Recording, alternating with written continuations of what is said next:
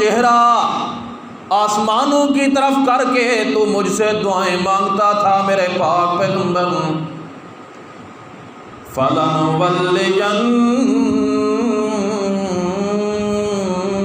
قِبْلَةً تَرْضَاهَا.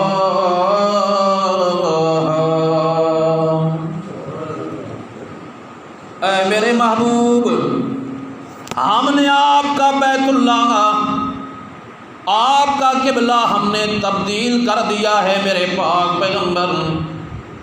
کیوں؟ اس وجہ سے فرمایا ترضاها،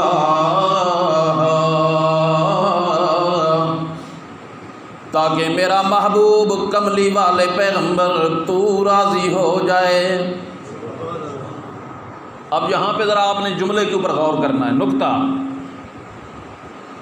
ساری دنیا رب العالمین کو راضی کرنے کی فکر کے اندر، ساری کی ساری کائنات اللہ پاک کو راضی کرنے کی تگ و دو کے اندر، حضرت موسیٰ علیہ السلام جس وقت کوہ طور پہ جانے لگے، اللہ نے فرمایا میرے پیغمبر 70 سرداروں کو اپنے ساتھ لے کے آؤ تاکہ آپ کو میں تورات عطا کروں. حضرت موسیٰ علیہ السلام 70 سرداروں کو اپنے ساتھ لے کے کوہ طور کے اوپر جاتے ہیں. اللہ پاک فرماتے ہیں باجلت الیک،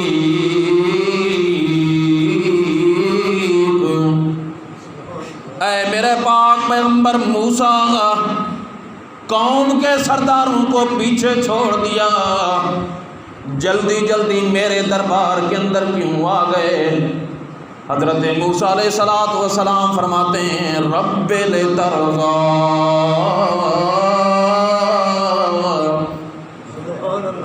رب لترضا. ذرا پڑھ لو، قرآن کے الفاظ ہیں رب لترضا.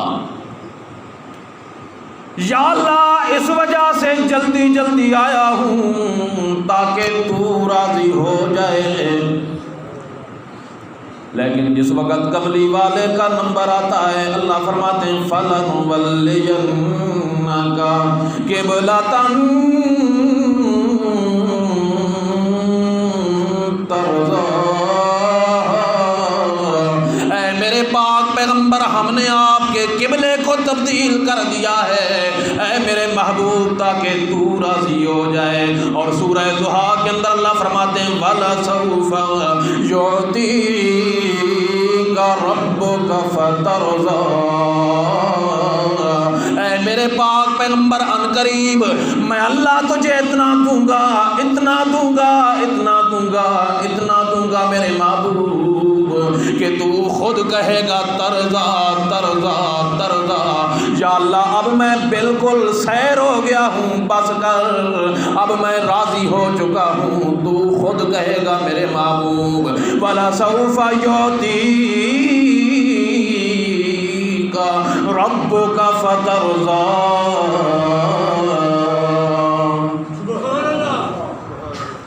اس سائڈ اللہ سبحان اللہ نہیں کہی، ذرا کہو اور اونچی آواز سے. مسلمانوں کا پہلا قبلہ بیت المقدس.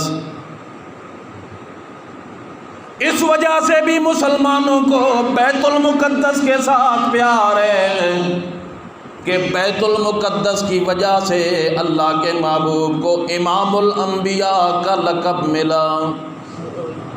جس وقت جناب نبی کریم صلی اللہ تعالی علیہ وسلم بیت المقدس کے اندر پہنچتے ہیں، معراج کے موقع پر اللہ فرماتے ہیں سبحان الذی اسری بعبدہ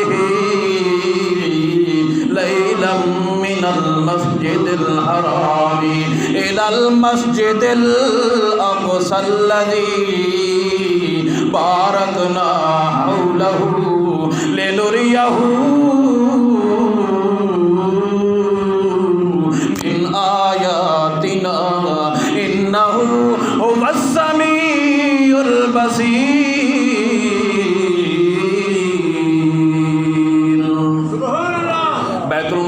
کے اندر جس وقت پہنچتے ہیں صفیں بن گئی، آدم علیہ السلام سے لے کے حضرت عیسیٰ علیہ السلام تک سارے کے سارے اللہ پاک کے پاک پیغمبر موجود ہیں، بڑی بڑی شانوں والے، بڑی بڑی بزرگیوں والے پیغمبر موجود ہیں۔ صفیں بن گئی، اب کون جماعت کروائے؟ مصلی امامت کے اوپر کون آئے؟ جبریل امین جلدی جلدی اللہ کے محبوب کا ہاتھ پکڑ کے مصلی کے اوپر کھڑا کر دیتے ہیں۔ معلوم یہ ہوتا ہے اللہ پاک سمجھانا چاہتے ہیں، اے کائنات والو، جب میرا پاک پیغمبر جہاں پہ موجود ہو وہاں پہ اگر امام بن سکتا ہے تو میرا محبوب بھی بن سکتا ہے، میرے محبوب کے علاوہ کوئی بھی مصلی امامت کے اوپر نہیں آ سکتا۔ اسی وجہ سے آمنہ کے لال کا لقب ہے امام الانبیاء۔ کیا لقب ہے؟ امام الانبیاء۔ حضرت عمر بن عاص نے جا کے محاصرہ کر لیا۔ آئیے ذرا سبق پہ۔ عیسائیوں نے شہر کے دروازے بند کر دیے، کافی دن تک محاصرہ جاری رہا۔ آخر کار عیسائی کہنے لگے ہم نے جو پرانی پہلی کتابوں کے اندر جو ہم نے پڑھا تھا کہ ایک محمد کا غلام اس بیت المقدس کو فتح کرے گا، ہمیں تو یہ معلوم ہوتا ہے کہ یہ اسی کی فوج ہے، اور یہ فوجیں کوئی معمولی فوجیں نہیں۔ اللہ فرماتے ہیں والعادیات ضبحا فالموریات قدحا فالمغیرات صبحا فاثرن به نقعا فوسطن به جمعا۔ اللہ پاک فرماتے ہیں میرے محبوب صلی اللہ تعالی علیہ وسلم والعادیات ذبحا، مجھے قسم ہے ان گھوڑوں کی کہ جو اپنی ٹاپیں، جو اپنے پاؤں زمین کے اوپر جس وقت مارتے ہیں، ان کی ٹاپوں کے سے جس وقت پتھریلی زمین کے اوپر ان کے پاؤں پڑتے ہیں چھوٹی چھوٹی چنگاریاں اڑتی ہیں۔ اللہ پاک فرماتے ہیں اے میرے پاک پیغمبر، مجھے وہ اس وقت پیارے اتنے لگتے ہیں کہ مجھے ان چنگاریوں کی قسم ہے جو تیرے غلاموں کے وجود جس وقت گھوڑوں کی پیٹھوں کے اوپر آتے ہیں، جس وقت میں اللہ کی رضا کے لیے، میں اللہ کی راہ کے اندر گھوڑے دوڑاتے ہیں، جس وقت ان کے پاؤں سے چنگاریاں نکلتی ہیں، فرمایا والعادیات ضبحا، مجھے ان چنگاریوں کی قسم ہے میرے محبوب، ان چنگاریوں کی قسم ہے، گھوڑے کے پاؤں سے جو چنگاریاں نکل رہی ہیں ان کی قسم ہے۔ اللہ فرماتے ہیں مجھے وہ اتنی پیاری ہیں۔ یہ تو ان چنگاریوں کا عالم ہے جو گھوڑوں کی پیٹھوں کے اوپر بیٹھے ہیں، ان کی شان اور ان کی عظمت اور ان کے مقام کا کیا ہی کہنا۔ عیسائی کہنے لگے ہمیں تو لگتا ہے انہی فوجوں نے آ کے محاصرہ کر لیا۔ حضرت عمر بن عاص رضی اللہ تعالی عنہ کے پاس پیغام بھیجتے ہیں ہم بیت المقدس کی چابیاں بغیر لڑائی کے تمہارے حوالے کرنے کے لیے تیار ہیں، لیکن ہماری شرط یہ ہے، ہمارا مطالبہ یہ ہے کہ جو تمہارا امیر المومنین، جو تمہارا شہنشاہ اور بادشاہ ہے، اس تک پیغام پہنچائیے، ایک دفعہ وہ یہاں پہ آ جائے بغیر لڑائی کے، بغیر جنگ و جدال کے، چابیاں بیت المقدس کی تمہارے حوالے کرنے کے لیے تیار ہیں۔ حضرت عمر بن خطاب رضی اللہ تعالی عنہ کی طرف پیغام بھیجا گیا۔ حضرت عمر بن خطاب مشورہ کرتے ہیں صحابہ اکرام سے کہ یہ مسئلہ ہے، یہ معاملہ ہے، مشورہ دو۔ صحابہ اکرام مشورہ دیتے ہیں اے عمر بن خطاب امیر المومنین، آپ ضرور تشریف لے جائیے، یہ موقع روز روز نہیں ملا کرتے. یہ تو بات ہوئی اللہ کے گھر کی، بیت المقدس کی. حضرت عمر بن خطاب رضی اللہ تعالی عنہ مشورہ کرنے کے بعد اپنے ساتھ ایک غلام لیتے ہیں. ایک اونٹ ساتھ لیا، ایک چھوٹی سی گٹھڑی ساتھ موجود ہے. اس دور کی سواریوں میں سے سب سے اعلیٰ قسم کی سواری گھوڑا ہوا کرتا تھا. دوسرے نمبر پہ اونٹ ہے. اس اونٹ کو بھی معمولی نہ سمجھ. اس اونٹ کے تذکرے بھی اللہ نے قرآن کے اندر کیے ہیں. اللہ پاک فرماتے ہیں فَلَا يَنظُرُونَ إِلَى الْإِبِلِ كَيْفَ خُلِقَتْ. اے مخاطب، اے سوچو بچار کرنے والے بندے، کیا تو نے کبھی دیکھا نہیں اونٹ کی طرف جو بغیر پانی پیے کئی دنوں تک جنگلوں کے اندر ہفتہ 10 دن 12 دن بغیر پانی پیے جنگلوں کے اندر سفر کرتا ہے، صحراؤں کے اندر سفر کرتا ہے، ریگستانوں کے اندر سفر کرتا ہے. افلا ينظرون الى الابل كيف خلقت.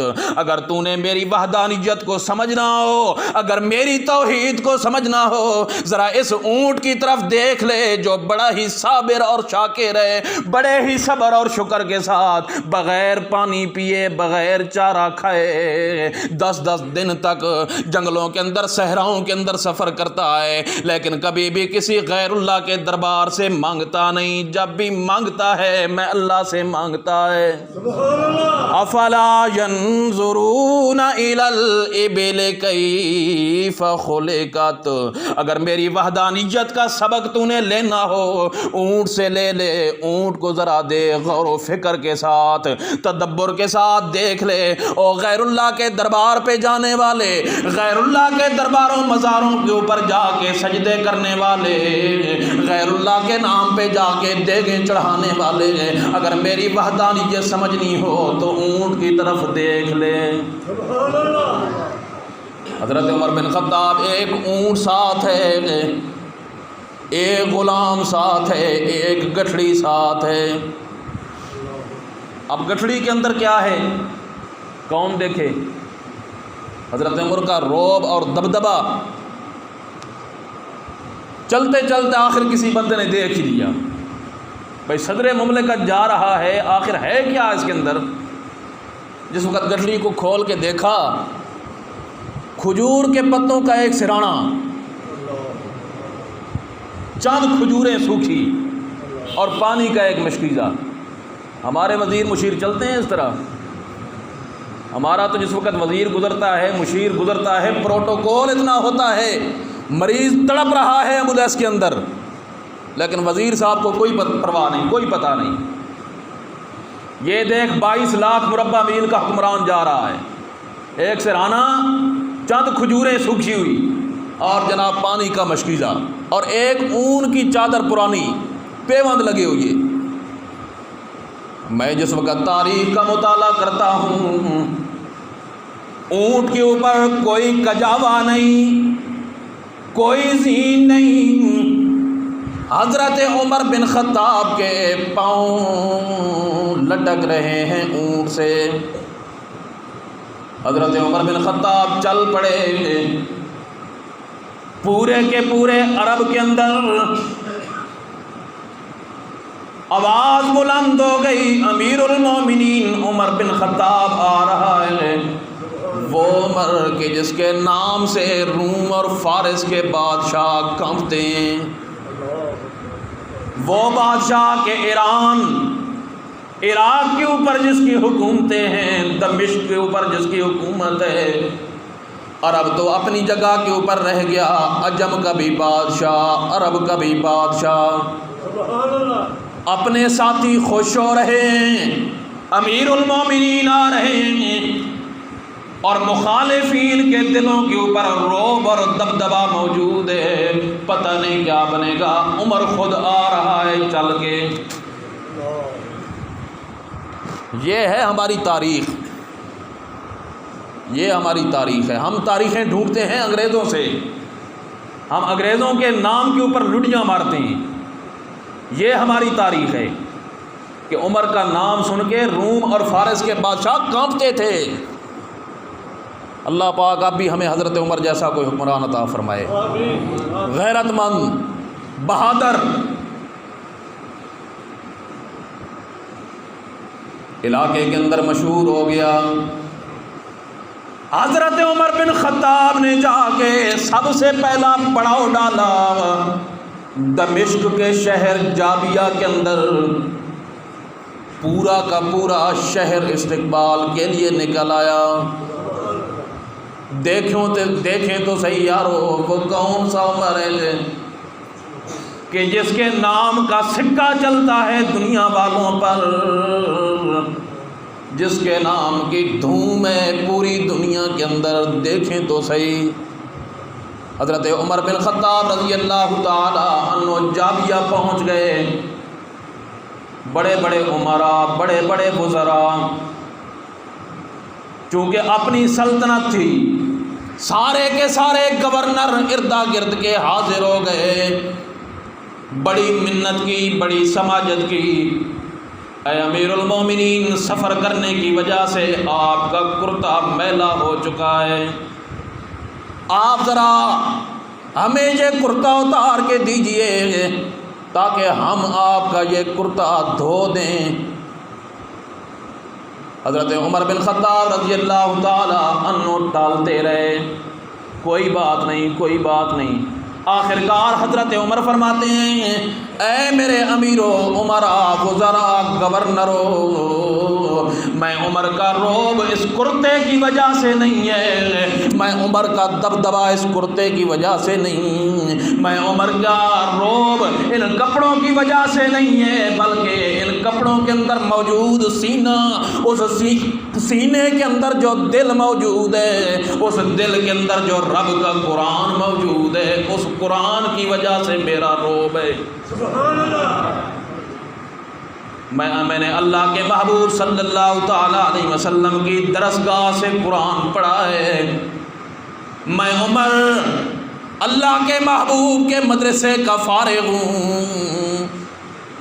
قرآن پاک میرے سینے کے اندر موجود ہے, اس قرآن کا روب اللہ نے بنا دیا ہے. سبحان اللہ. پھر حضرت عمر بن خطاب اپنے سارے کے سارے گورنروں کو جمع کرتے ہیں, دیکھتے ہیں بڑے زرق بر کے لباس پہنے ہوئی, بڑے چمکدار لباس. حضرت عمر نے فرمایا ذرا کنکریاں جمع کرو, میری جھولی کے اندر ڈالو کنکریاں. کنکریاں ڈالی گئیں, پھر سارے گورنروں کو جمع کیا. تاریخ کے اندر لکھا ہوا ہے کہ حضرت عمر اپنی جھولی سے کنکریاں اٹھا اٹھا کے مارتے گورنروں کو. بڑا سونا لباس پایا ہی ہیں, تو ہی بڑا سونا لباس پایا. اس طرح کرتے سارے. جس وقت بھگت گئے, اب گورنروں نے جس وقت اپنی قمیصیں اٹھائیں تو نیچے تلواریں اور خنجر موجود ہیں. اللہ کے امیر المومنین, ہم اپنے اصلی کام کو نہیں بھولے. اگر لباس ہمارے چمکدار ہیں تو ہم اپنے اصلی کام, اللہ کی راہ کے اندر جہاد والا, اسے ہم نہیں بھولے. جہاد کے لیے آج بھی تلواریں, اسلحہ ہمارے وجود کے ساتھ موجود ہے. حضرت عمر بن خطاب بڑے خوش ہوئے. آج ہم کیوں ذلیل ہو رہے ہیں؟ اس وجہ سے کہ ہم نے جہاد کو چھوڑ دیا. ساری دنیا کے اندر مسلمان پٹ رہا ہے اس وجہ سے کہ جہاد چھوڑ دیا. پھر اس کے بعد حضرت عمر بن خطاب رضی اللہ تعالی عنہ گورنروں کو کہنے لگے, مجھے کسی اونچی جگہ کے اوپر کھڑا کرو, میں جابیہ شہر کا, دمشق کا معائنہ کرنا چاہتا ہوں. ایک اونچے ٹیلے کے اوپر حضرت عمر کھڑے ہو گئے. بڑے بڑے محلات, بڑی بڑی کوٹھیاں, بڑے بڑے سبزے. حضرت عمر بن خطاب دیکھنے کے بعد آنکھوں سے آنسو جاری ہو گئے. فرمایا کدھر گئے وہ محلات کے مالک, کدھر گئے وہ کوٹھیوں کے مالک. کل من علیہا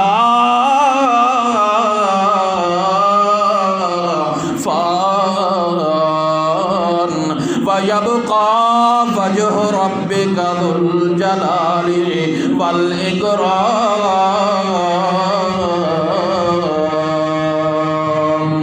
زمین کے اوپر باقی رہنے والی ذات ہے تو اللہ ہی کی ذات ہے۔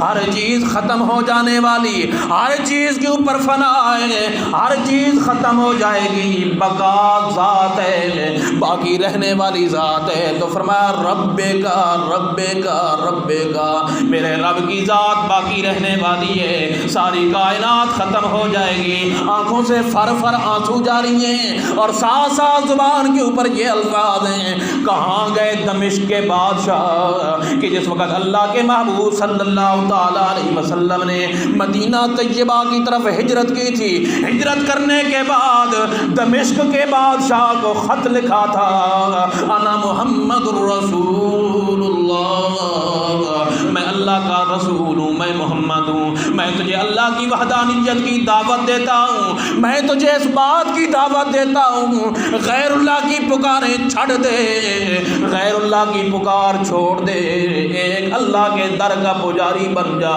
اور میں محمد صلی اللہ تعالیٰ علیہ وسلم کی رسالت کو مان لے۔ جس وقت یہ خط دمشق کے بادشاہ کو پہنچا تھا، اس نے بندے بھیجے تھے، یہ کون ہوتا ہے، یہ کون ہے کہ جس نے میری گستاخی کی ہے، مجھے خط لکھنے والا کون ہے، جاؤ اس محمد کو زندہ گرفتار کر کے میرے سامنے پیش کرو۔ حضرت عمر بن خطاب کی آنکھوں سے آنسو جاری ہیں، اے دمشق والو کدھر گئے وہ بادشاہ کہ آج اللہ پاک نے وہ وقت بھی دکھا دیا ہے کہ اسی محمد کا ایک غلام دمشق کی سرزمین اسی غلام کے قدموں کے نیچے موجود ہے۔ کدھر گئے بادشاہ؟ پھر حضرت عمر بن خطاب رضی اللہ تعالی عنہ آگے چل پڑے بیت المقدس کی طرف، ساتھ ایک غلام بھی موجود ہے، سواری ایک ہے، جس وقت مدینے سے چلنے لگے تھے غلام سے اس بات کو طے کیا تھا 1 میل میں عمر اونٹ کے اوپر بیٹھوں گا، سواری کروں گا، اور 1 میل تو بیٹھ کے اونٹ کے اوپر سواری کرے گا، میں عمر اونٹ کی نگیل پکڑوں گا۔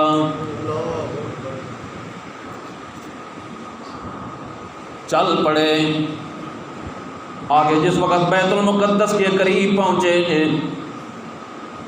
مسلمانوں نے دیکھا امیر المومنین تشریف لا رہے ہیں، لشکر میں سے نعرے تکبیر اللہ اکبر کے نعرے بلند ہونے لگے، عیسائی جلدی جلدی بڑے بڑے پوپ، بڑے بڑے راہب، بڑے بڑے پادری، بڑے بڑے ملا اپنی اپنی کتابیں لے کے شہر کی جو دیوار تھی فصیل تھی اس کے اوپر چڑھ گئے، کتابیں لے کے۔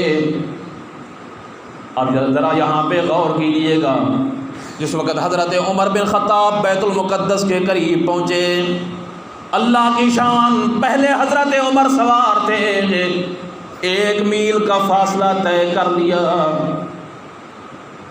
اب قریب پہنچ گئے، غلام کو کہا میں نے 1 میل کا سفر طے کر لیا ہے، اب میں عمر کی باری ہے اونٹ کی مہار پکڑنے کی، اور تیری باری ہے اوپر سوار ہونے کی۔ غلام کہنے لگا امیر المومنین، سامنے بڑے بڑے عیسائی کھڑے ہیں، بڑے بڑے راہب کھڑے ہیں، بڑے بڑے ملا، بڑے بڑے پنڈت، بڑے بڑے پیر ان کے کھڑے ہیں، یہ کیا کہیں گے؟ حضرت عمر بن خطاب فرماتے ہیں نہیں نہیں، جو کچھ بھی ہو جائے تجھے اونٹ کے اوپر سوار ہونا پڑے گا۔ اگر آج میں عمر اونٹ کے اوپر سوار ہو جاؤں، میری عدالت کے اوپر دھبا لگ جائے گا۔ اے غلام، تیری باری ہے اونٹ کے اوپر سوار ہونے کی، تو سوار ہو جا۔ اب دنیا والوں نے دیکھا امیر المومنین 22 لاکھ مربع میل کا حکمران اونٹ کی مہار پکڑ کے چل رہا ہے اور غلام اونٹ کے اوپر سوار ہے۔ پھر اسی وجہ سے کسی نے کہا فقط اسلام دنیا میں یہ منظر پیش کرتا ہے، فقط اسلام دنیا میں یہ منظر پیش کرتا ہے، آقا چل پڑے پیدل سواری پر غلام آیا۔ صرف آگے والوں نے کہا سبحان اللہ، سجے کھبے ذرا آپ بھی کہہ لیا کریں سبحان اللہ۔ آپ کو پتہ ہے سبحان اللہ جو مطلب ایک مرتبہ کہتا ہے زمین و آسمانوں کے درمیان جتنا خلا ہے وہ نیکیوں سے بھر دیا جاتا ہے۔ اب تو ذرا کہہ دو سبحان اللہ۔ بڑے بڑے پوپ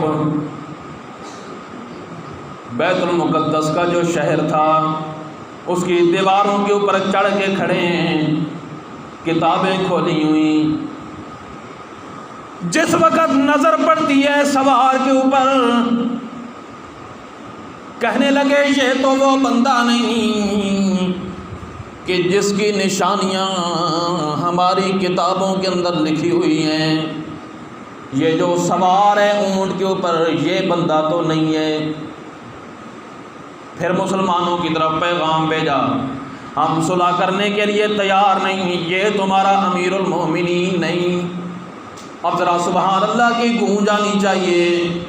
مسلمانوں کے لشکر میں سے پھر پیغام بھیجا گیا، اے عیسائیوں یہ ہمارا خلیفہ نہیں جو سواری کے اوپر سوار ہے، بلکہ ہمارا خلیفہ تو وہ ہے جس نے سواری کی مہار پکڑی ہوئی ہے، یہ ہے ہمارا خلیفہ۔ حضرت عمر بن خطاب رضی اللہ تعالی عنہ چلتے گئے، اچھا یہ ہے تمہارا خلیفہ؟ پھر غور و فکر کیا کتابوں کے اندر، دیکھیں، پھر کہنے لگے ایک نشانی ابھی تک باقی ہے، ہماری کتابوں کے اندر لکھا ہوا ہے کہ جو آخری پیغمبر کا غلام جو بیت المقدس کو فتح کرے گا اس کے کرتے کے اوپر 14 ٹاکیاں لگی ہوئی ہوں گی۔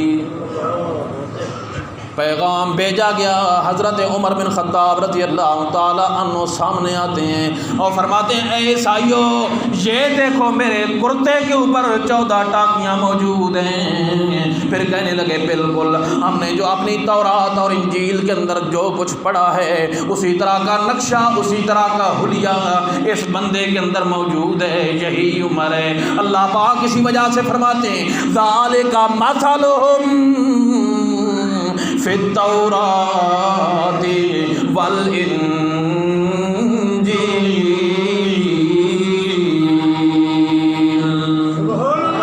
میرے پاک پیغمبر محمد الرسول اللہ کے یاروں کی مثالیں میں اللہ نے تورات کے اندر بیان کی ہیں، انجیل کے اندر بیان کی ہیں۔ قربان جاؤں صحابہ کرام کے اوپر کتاب تو حضرت موسیٰ علیہ السلام کی ہے، لیکن شان حضرت عمر بن خطاب کی اللہ نے بیان کی۔ کتاب تو حضرت موسیٰ علیہ السلام کی ہے اور شان حضرت بلال حبشی کی بیان ہوئی۔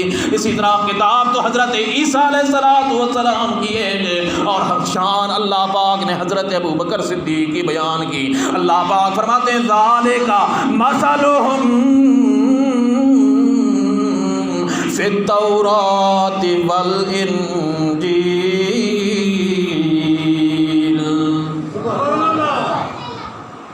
عیسائیوں نے بغیر لڑائی کے بیت المقدس کی چابیاں حضرت عمر بن خطاب کے حوالے کر دیں۔ اب بیت المقدس فتح ہو گیا، حضرت عمر نے حکم نامہ جاری کر دیا،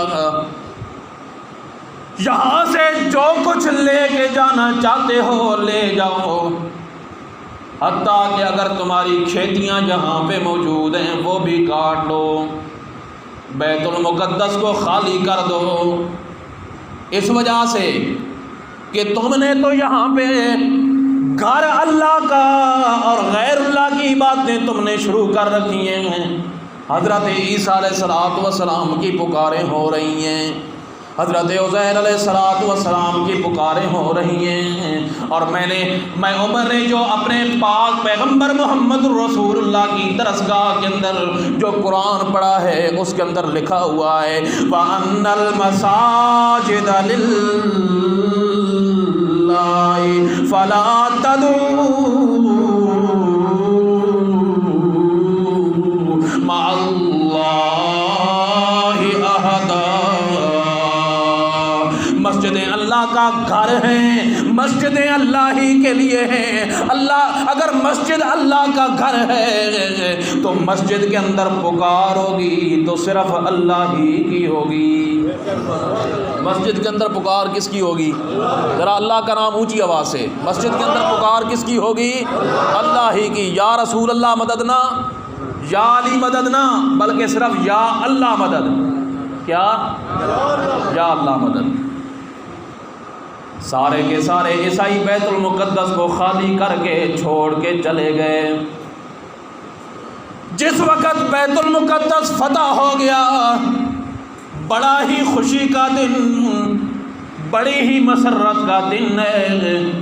وہی بیت المقدس کہ جہاں پہ اللہ کے محبوب نے انبیاء کو جماعت کروائی، وہی بیت المقدس کہ جس کی طرف مسلمان اپنا منہ کر کے بیت اللہ کا قبلہ بننے سے پہلے منہ کر کے نمازیں پڑھتے تھے، اللہ پاک نے اسی اللہ اپنے گھر کو مسلمانوں کے حصے کے اندر دے دیا۔ آج بھی بیت المقدس یہودیوں کے قبضے میں ہے۔ اللہ پاک پھر کوئی ایسا عمر پیدا کرے کہ جو بیت المقدس کو آزاد کروائے۔ آمین کہو ذرا۔ بڑا خوشی کا دن، بڑی مسرت کا دن۔ حضرت عمر بن خطاب اعلان کرتے ہیں آج بڑی خوشی کا دن ہے، آج بڑی مسرت کا دن ہے۔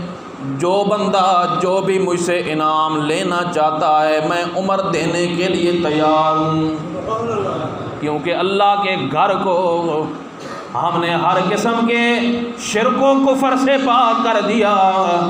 اب اس اللہ کے گھر کے اندر اللہ کی وحدانیت کا بول بالا ہوگا، اللہ کی وحدانیت کے ترانے گونجیں گے، اللہ کا قرآن گونجے گا، محمد عربی کا فرمان گونجے گا۔ جو بندہ جو بھی انعام مجھ سے لینا چاہتا ہے لے لے۔ سارے کے سارے گورنر، سارے کے سارے فوجی افسر اکٹھے ہو گئے، سارے کے سارے کرنل جرنل اکٹھے ہو گئے، مشورہ کرتے ہیں کیا مانگنا چاہیے، کیا لینا چاہیے۔ آخر کار حضرت عمر بن خطاب رضی اللہ تعالی عنہ کی خدمت کے اندر سب سے بڑا سپہ سالار، سب سے بڑا کرنل، سب سے بڑا جرنل حضرت عمر بن عاص جا کے عرض کرتے ہیں اللہ کے محبوب کے سچے صحابی، اللہ کے محبوب کے سچے غلام، سارے کے سارے لوگوں کا یہ مشورہ ہوا ہے، ہمیں کسی پیسے کی ضرورت نہیں، ہمیں مال و دولت کی ضرورت نہیں ہے، سونے اور چاندی کی ضرورت نہیں، بلکہ ہماری خواہش یہ ہے کہ بلال ہمارے لشکر کے اندر موجود ہے، ہماری خواہش یہ ہے کہ سب سے پہلی اذان حضرت بلال دے بیت المقدس کی چھت کے اوپر کھڑے ہو کے، تاکہ اللہ کے نام کی گونج سے اللہ پاک کے نام کی گونج گونج جائے پورے علاقے کے اندر، اور اللہ کے محبوب کے زمانے کی یاد بھی تازہ ہو جائے۔ ہمیں حضرت اس چیز کی ضرورت ہے۔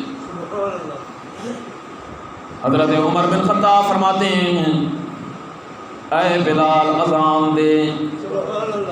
حضرت بلال کی آنکھوں سے فر فر آنسو جاری ہو جاتے ہیں۔ اللہ کے محبوب کے سچے صحابی، اے امیر المومنین، میں تو اسی وجہ سے مدینہ چھوڑ چکا ہوں، میرا دل ہی نہیں لگتا مدینے کے اندر۔ جب سے آمنہ کے لال دنیا سے رخصت ہوئے میں بلال نے اذان دینا چھوڑ دی۔ کیوں؟ اس وجہ سے کہ جس وقت پہلے میں اللہ کے محبوب کے دور کے اندر اذان دیا کرتا تھا، جس وقت میں کہتا تھا اشہد ان محمد رسول اللہ،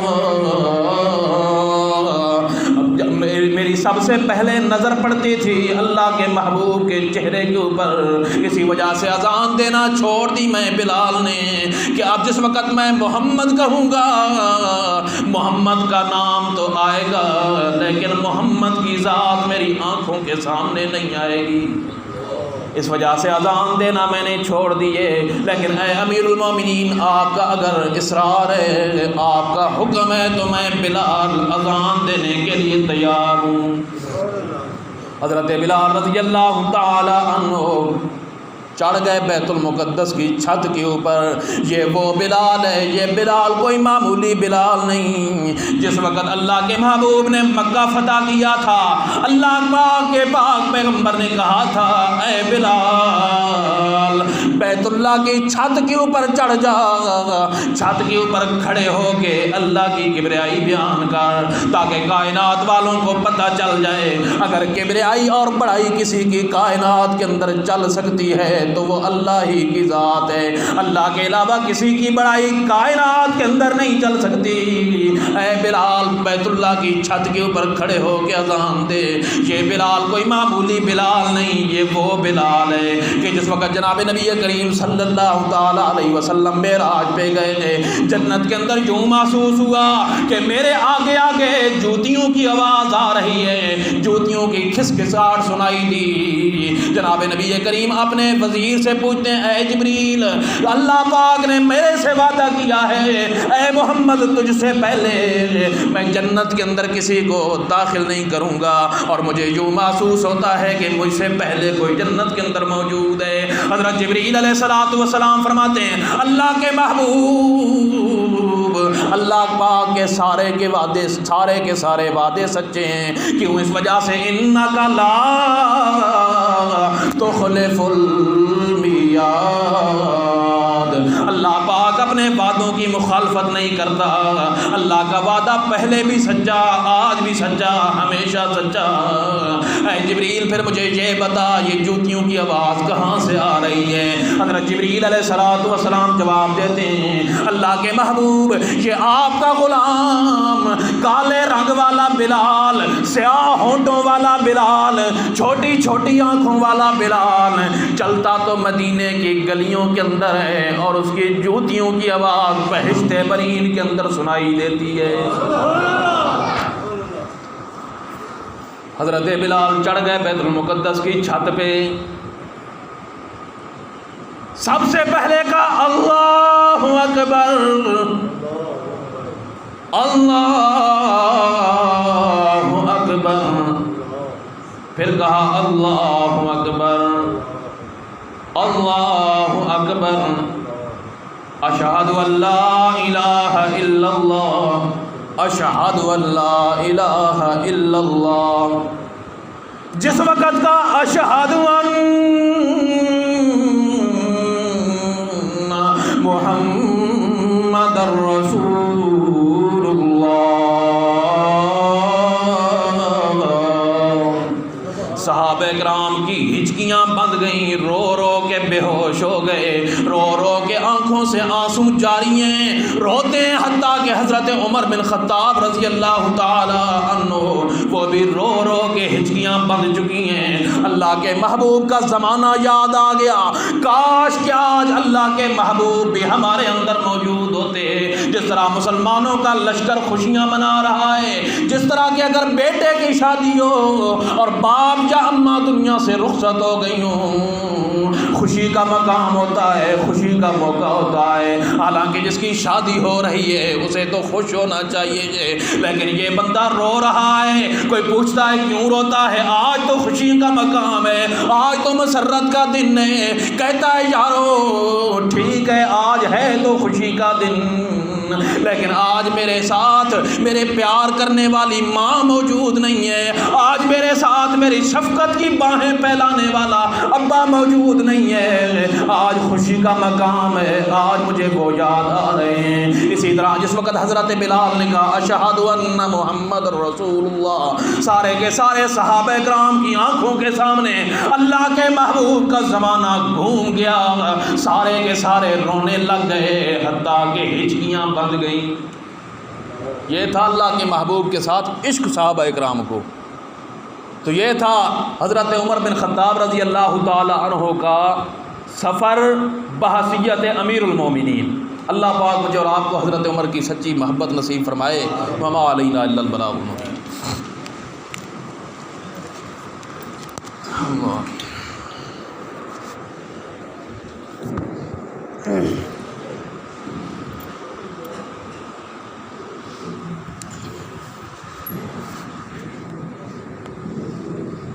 چہرہ آسمانوں کی طرف کر کے تو مجھ سے دعائیں مانگتا تھا میرے پاک پیغمبر۔